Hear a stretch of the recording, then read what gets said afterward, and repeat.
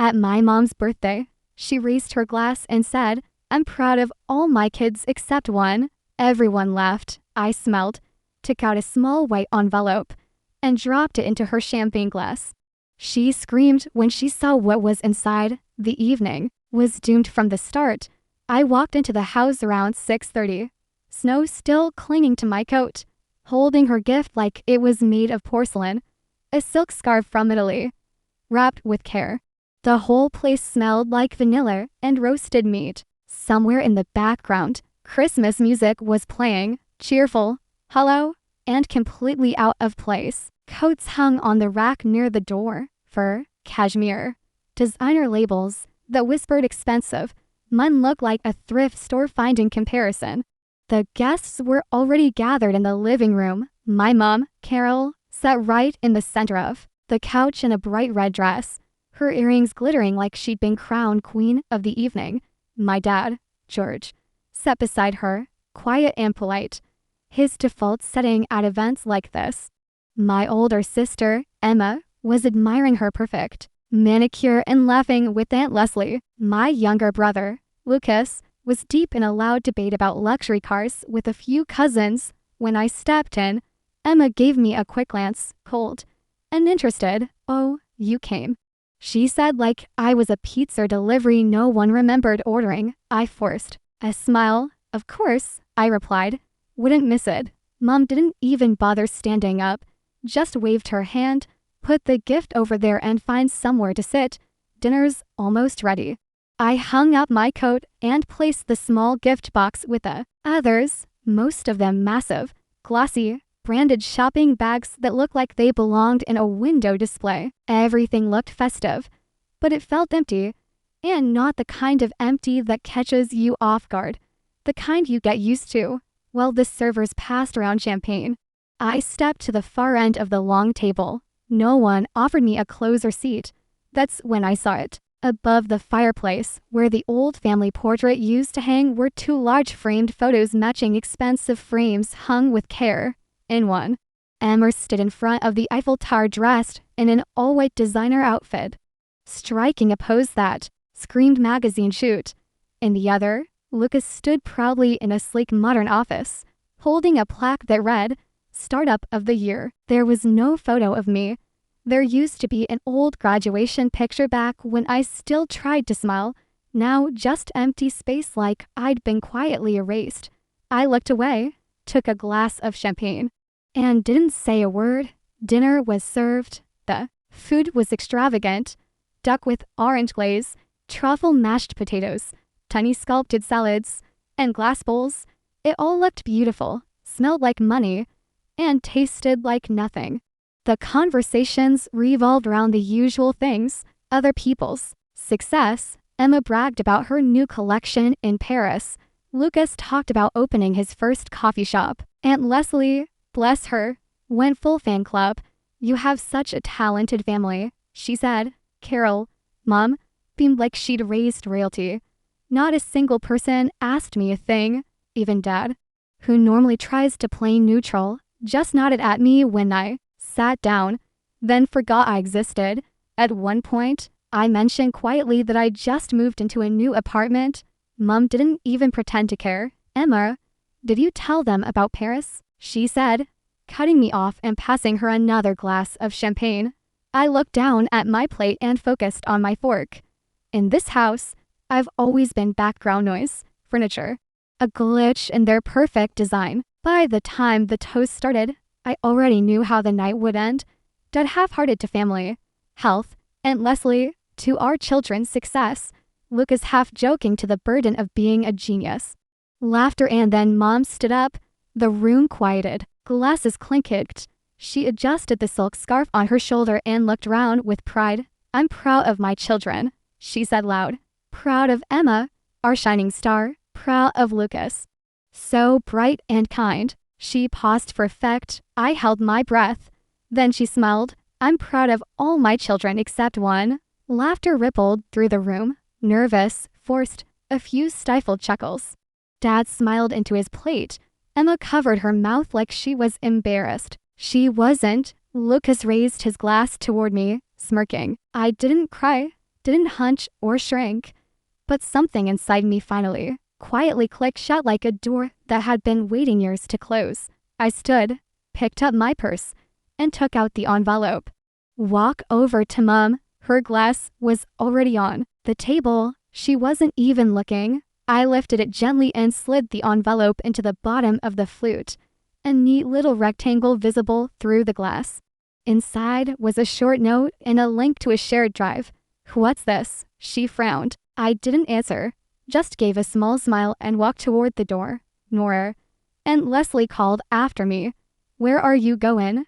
I didn't respond, just grabbed my coat and left. Outside, the sky was already dark. The snow fell in soft, lazy flakes, glittering under the street lamp like scattered diamonds. I took a deep breath of cold air, and for the first time in a long time, I felt it. I'm not losing a family. They already lost me. I shut the heavy front door behind me and stepped into the cold hallway.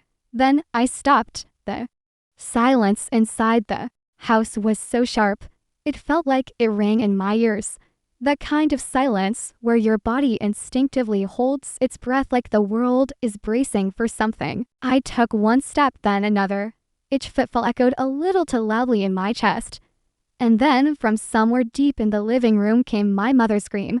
Not angry, panicked, high-pitched. I froze, and in that instant I knew. They opened the envelope. They saw everything. I didn't turn around, didn't run back to explain. I just kept walking toward my car, parked at the edge of the long driveway. The air stung my skin. The snow crunched softly beneath my boots.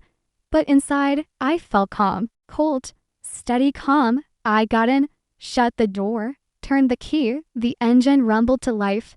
Headlights cut through the snow like blades. And just as I pulled onto the empty street, my phone buzzed on the passenger seat. Her name lit up the screen with that soft, familiar glow. I glanced at it for half a second, then turned the phone face down.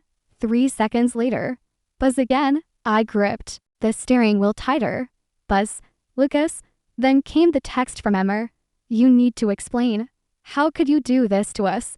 No expression on my face, just silence. I flicked the phone to silent, let the vibrations fade into nothing, and kept driving forward through the snowstorm, through the night, through every guilt trip they'd ever fed me. The pressure to stay quiet, to be the peacemaker, to forgive without reason.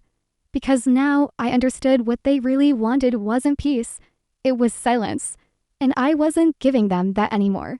I started thinking about how it all began. From the start, I was the extra, the placeholder between the golden children. Emma, the oldest, family pride and joy. A star, Lucas, the youngest, bright, charming, endlessly adored. Me, the space between them, the backdrop.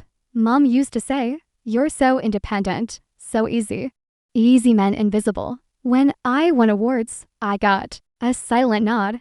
When I moved into my first apartment, a smiley face in the family group chat. That's it. When I asked for help, "You're strong, you'll manage." So I managed, worked, paid rent, covered bills I couldn't afford, sent money to help them out, even when I was barely scraping by, quietly hoping, naively, that maybe one day they'd see me, that it would matter. But the truth was different. When Emma had an art show, they bought her gowns that cost more than my rent. When Lucas dropped out of yet another program, Mom took him out for mental health lunches at 5-star restaurants. Me, when I asked for a small loan to get a root canal, Dad sighed and said, "Times are tough. We just can't afford that right now." Meanwhile, they were shopping for Emma's new car. It might have stayed buried if not for one slip, a passing comment from Mrs. Burden. "Such a shame they sold the house near the park. Your grandfather was so proud he left it to you." That stopped me cold. What house left to me? I didn't believe it at first. So I dug property records, tax filings, old estate paperwork, city archives, and there was a will clearly naming me as the heir to the house, forged authorizations signed behind my back, bank records showing years of rental income going straight to my parents' accounts, thousands and thousands of dollars. While I rationed groceries, and worried about rent. I sat with it for a long time. Do I tell them? Walk away quietly? Take them to court? But the decision came the night Mom lifted her glass and said, "I'm proud of all my kids except one." And everyone laughed. Emma smirked. Lucas raised his glass at me like it was some kind of inside joke. That's when I knew there would be no apology, no admission, no closure, just them and their story where I was the problem. And now, driving through the dark, phone buzzing in the seat beside me, I knew one thing for sure. I did the right thing. It chose me safe, and I would never let them choose for me again. I woke up the next morning to silence. The phone had finally stopped buzzing. When I opened my eyes, the screen was lit up like a Christmas tree. 53 missed calls, 27 texts, 11 voice messages. Emmer, Lucas, even Aunt Karen, who I hadn't heard from in 10 years. Suddenly remembered I existed. I scrolled through the messages. With one finger, some were desperate. "Sweetheart, we can fix this. We're family." Some were threatening. "If you go public with this, you'll destroy all of us." And a few were just plain nasty. Typical. "You've always been ungrateful." I set the phone down. Didn't answer a single one. By lunchtime, another message came in. This time, an email from my father. Short, "Be reasonable. You don't want a war. No one wins." Signed, "Family is everything." His go-to phrase whenever he wanted to sweep something under the rug. Later that evening, another message from Mom. "I'm sorry if we hurt you, but since you've clearly found out, maybe we should talk. We're open to discussing compensation." Compensation. Not, "We want to make things right." Not, "We betrayed you and we're sorry." Just compensation.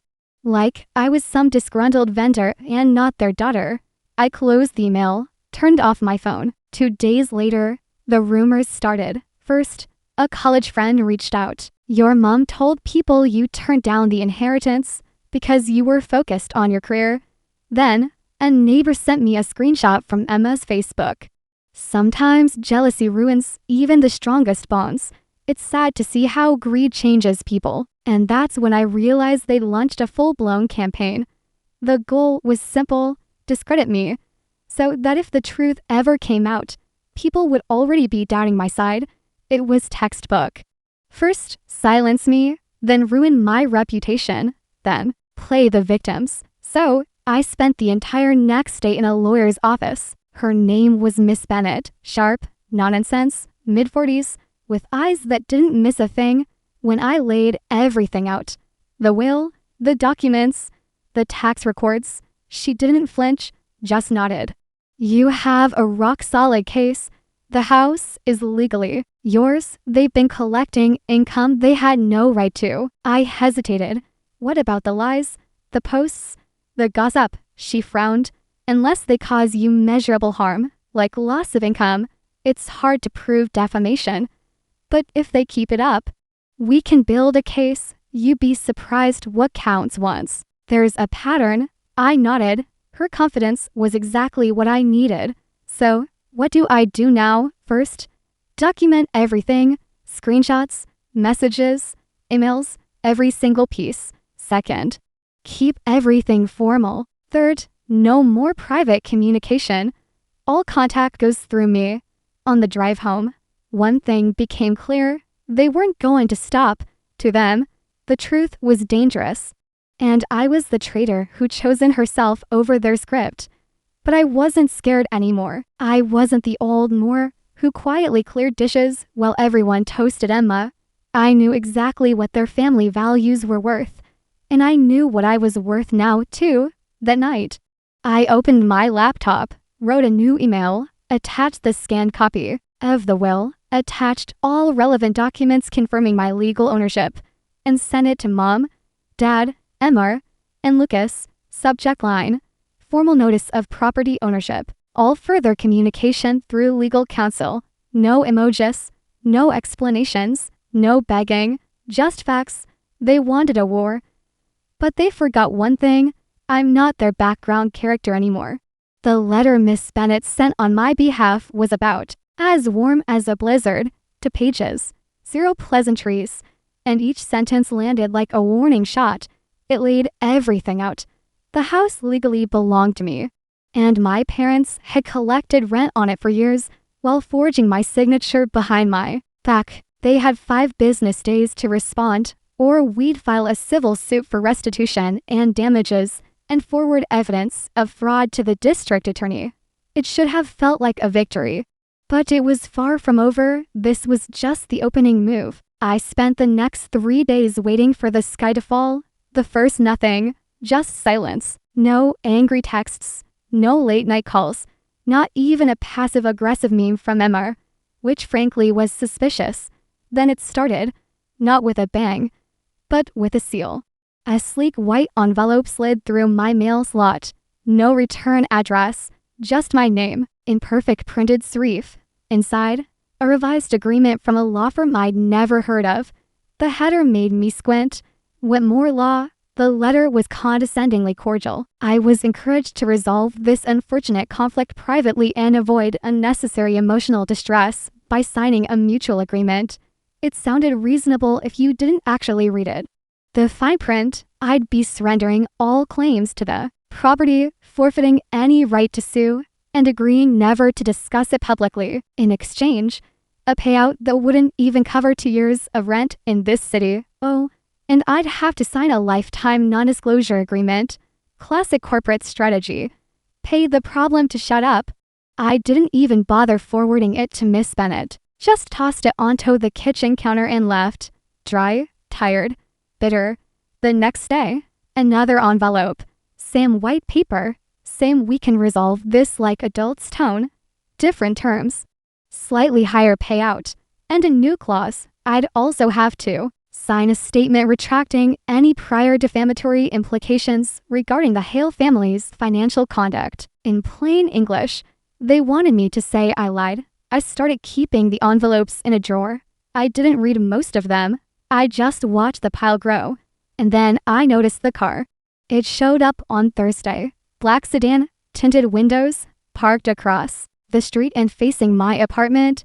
Could have been anyone, a neighbor, a delivery guy, a random car. But it was there again on Friday and Saturday. Same model, same spot, lights off, engine silent. I started checking the locks twice, then 3 times. And just when I was starting to think maybe I was imagining things, maybe the stress was getting to me, there was a knock at the door. It was 9:47 p.m. I checked the peephole. 2 men, suits, one holding a clipboard, the other just standing there, hands in his coat pockets. I didn't open the door. Miss Hale. One of them called out, "We just need a quick signature on something." For clarification. Clarification. Sure. I'm not signing anything, I said through the door. Of course. He chuckled like we were old friends. No pressure. Just easier if we handle this quickly. I said nothing. After a moment, footsteps retreated. When I opened the door, a crack a few minutes later, they were gone. But a folder had been slid onto my welcome mat inside. In thick black letters, "This can end now if you sign." That night, I called Miss Bennet. My voice shook for the first time since this started. She didn't panic. She just said, "Pack a bag. Go stay with someone. Do not go home tonight." I grabbed my essentials, laptop, documents, the envelope pile, and booked it to Christina's. Her apartment was barely bigger than my old dorm room. The couch had a sinkhole in the middle, and her dog immediately took over my blanket. It was the safest I'd felt in weeks. I broke down for a full minute. No words, just that silent, gut-deep kind of crying that doesn't need sound to hurt. "They're acting like I'm dangerous," I finally said. Voice barely above a whisper, like I'm a threat. Christina didn't miss a beat. "No, they're acting like you have power. That's new for them." She made tea. I couldn't drink it, but I held the mug just to feel something warm. 2 days later, while I was still camped on her couch, Miss Bennet called with a different tone, tighter, sharper.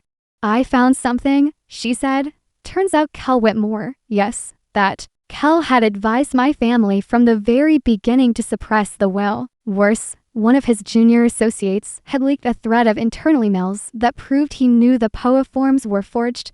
Cal didn't just take on the case, he orchestrated the whole campaign. Miss Bennett filed a complaint with the state bar. Before lunch, by dinner, we'd forwarded the new documents to the district attorney's office. And just like that, the air changed. Suddenly, the silence wasn't mine. It was theirs. No more letters. No more cars. Nora Hale had stopped playing defense. We didn't announce anything publicly. No posts. No leaks. No threats. We just prepared for trial. And that's when they made one last attempt to buy me off. Another envelope. This one delivered by courier. Inside, a six-figure offer, a pre-written apology, and a full release clause. All I had to do was sign and pretend none of it ever happened. I stared at the paper for a long time, thought about the years I spent scraping by.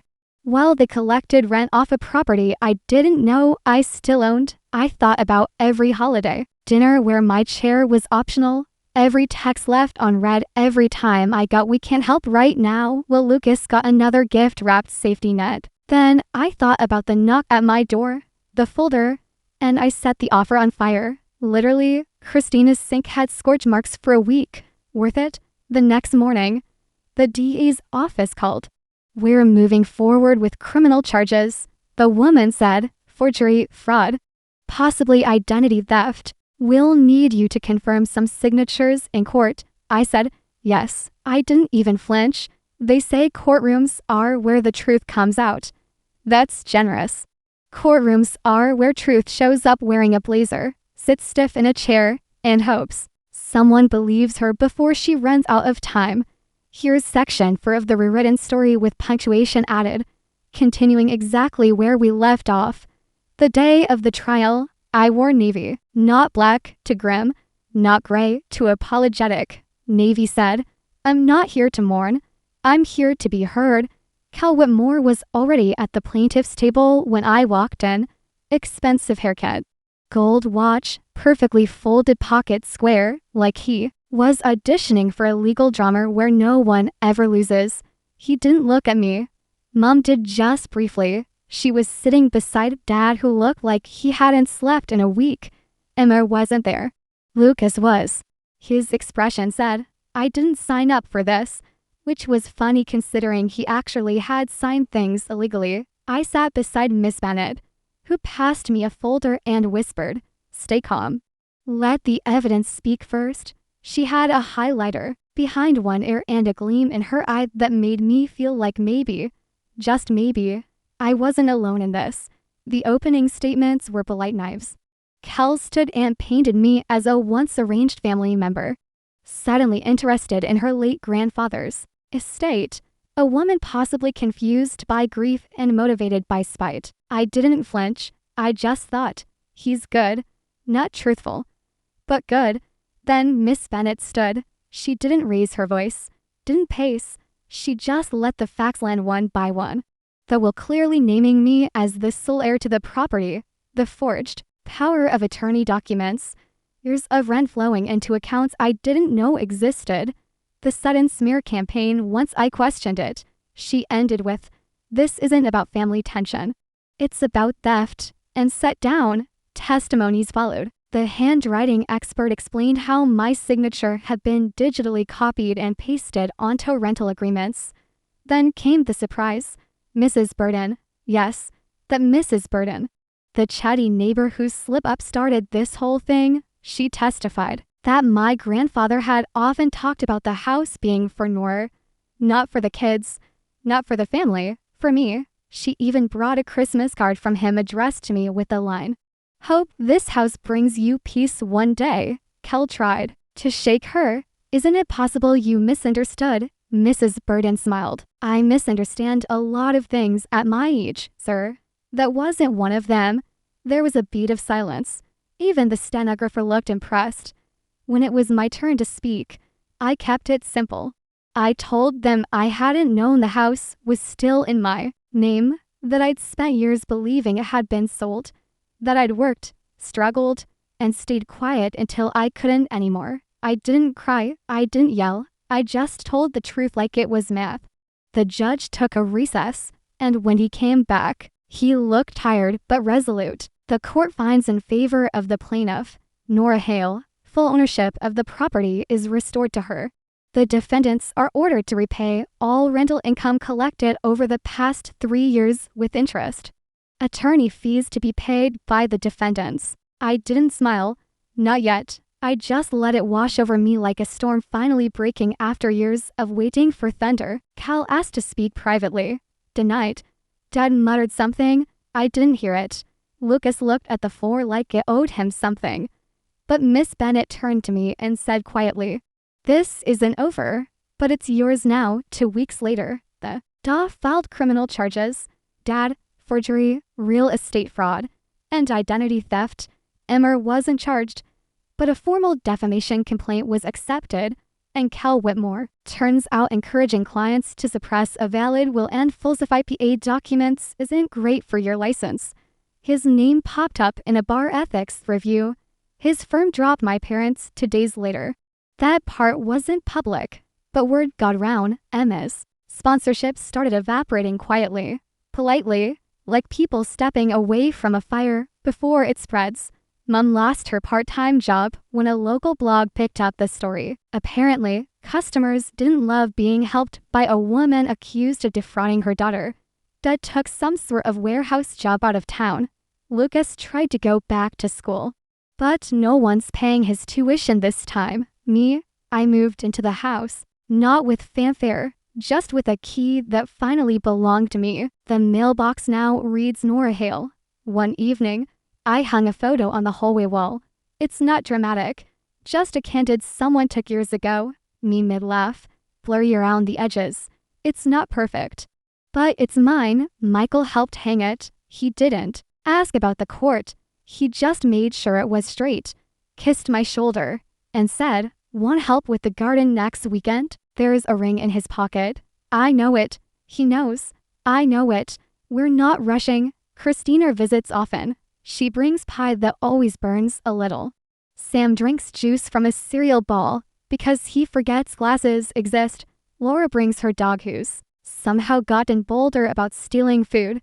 It's chaotic, loud, beautiful. It's family, the kind that doesn't ask you to shrink. Sometimes people ask if I regret not settling, not just taking the money and walking away.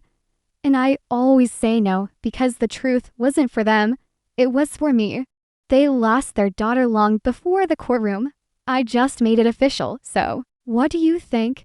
Did I do the right thing? Was I justified in taking it to court? Or should I have just let it go for the sake of family? I'm still figuring out how to feel about all of it.